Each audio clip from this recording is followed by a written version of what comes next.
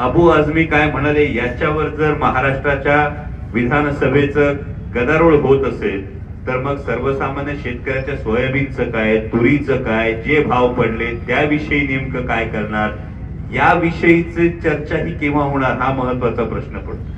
माझ्यासारख्या कार्यकर्त्याला तर साधा प्रश्न पडतो, शंकर दादांनी मला आधी सांगितलं शिवशंभू कॉरिडॉरचं काय.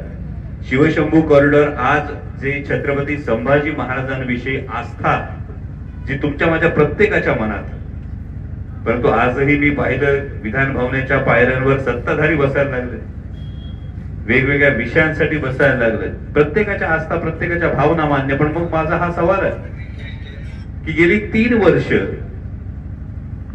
छत्रपती शिवाजी महाराजांचं जन्मस्थान असलेला किल्ले शिवनेरी ते छत्रपती संभाजी महाराजांचं बलिदान स्थान असणारं वढू तुळापूर ही 2 तीर्थ आहेत आमची.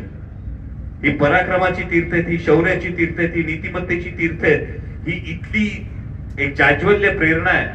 पण यासाठी शिवशंभू कॉरिडॉरचा 350 कोटी रुपयांचा प्रस्ताव हा गेली 3 वर्ष झाली महाराष्ट्र सरकारला दिलेला आहे.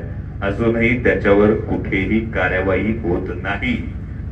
ही खरोखर एक खंत आहे. मग असं वाटतं की हा नेमका कुठला चेहरा मी बघतोय सरकारचा, की एकीकडे शिवशंभू कॉरिडॉर हा करा जेणेकरून या शिवशंभू भक्तांची सोय होईल, जेणेकरून या पर्यटनाच्या या निमित्तानं पर्यटनाला चालना मिळते.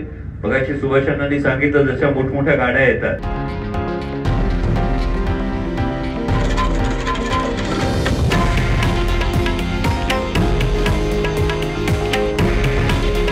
हे आहे देशातील नंबर 1 न्यूज नेटवर्क आणि आपण पाहत आहात TV9 मराठी.